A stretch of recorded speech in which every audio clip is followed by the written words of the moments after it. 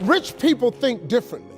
So what I'm gonna put in your head today is a rich people concept so you can get to understand it. The only difference between successful people and not is just how they think. Rich people think different.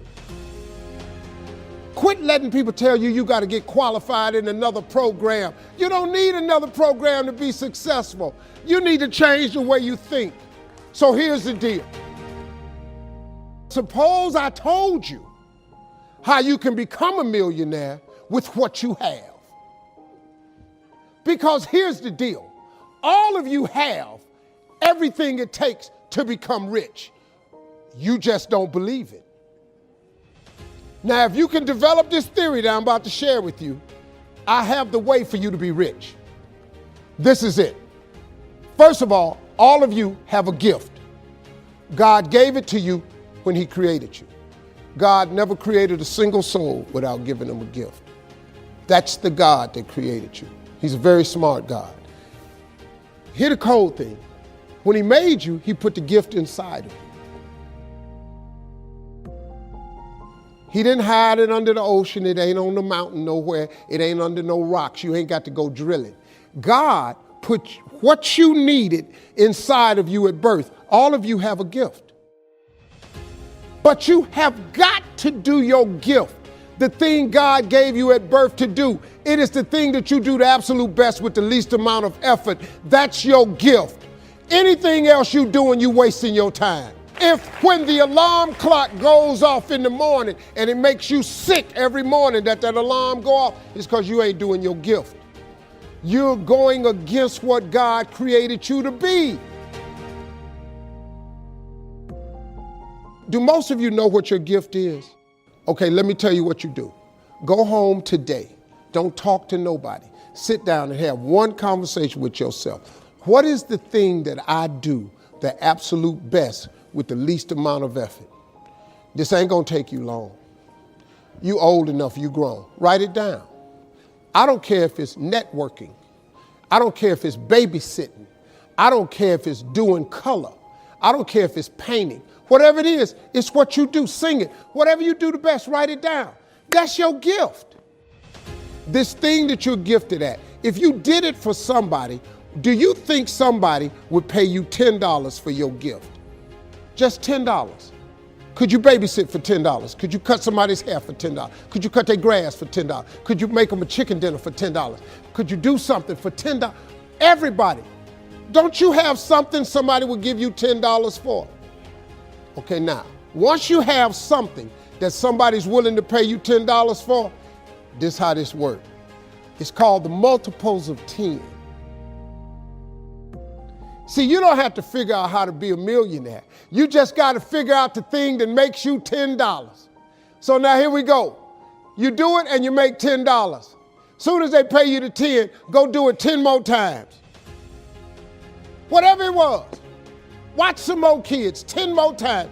Get another 10. You got $100. When you get $100, whatever you did to make that $100, listen to me, do it 10 more times. You ain't got to get tricky with it. Just do it 10 more times. You'd have made $1,000. Whatever you did to make the $1,000, don't get smart. Stay stupid now. Do it 10 more times. You have now made $10,000. Hold up. Now we finna grow a little bit, but guess what you gotta do to grow? You just gotta do some more. Whatever you made $10,000 doing, I need you to do it 10 more times. What you tripping for? If you do it 10 more times, you got $100,000. Now you might have to hire some people to make this happen. You gotta figure that part out. But all you gotta do is do what you did for $10. Once you make $100,000, if you just do it 10 more times.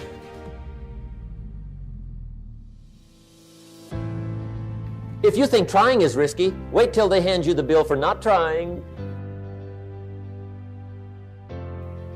The minute you were born, it got risky.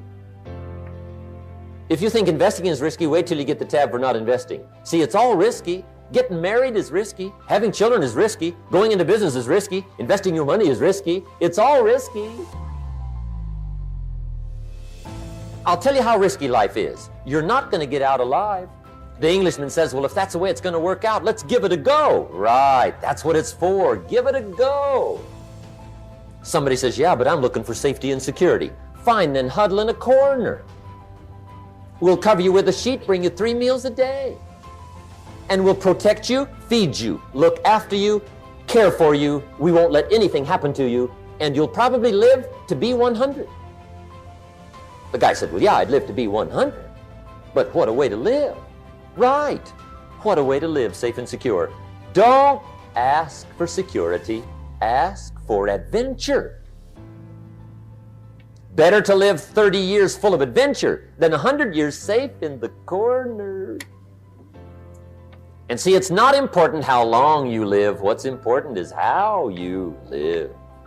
Pessimism, the deadly disease of always looking on the bad side, the problem side, the difficult side, checking all the reasons why it can't be done. The poor pessimist leads an ugly life. He doesn't try to figure out what's right. He tries to figure out what's wrong. To the pessimist, the glass is always half empty. To the optimist, the glass is half full. Why would the same measure affect people 2 different ways? Answer, it all depends on how you look at it. Our lives are mostly affected by the way we think things are, not the way they are.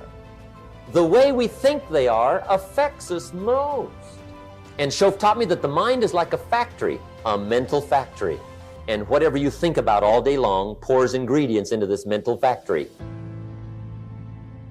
And that's what builds the economic, social, financial fabric of your life.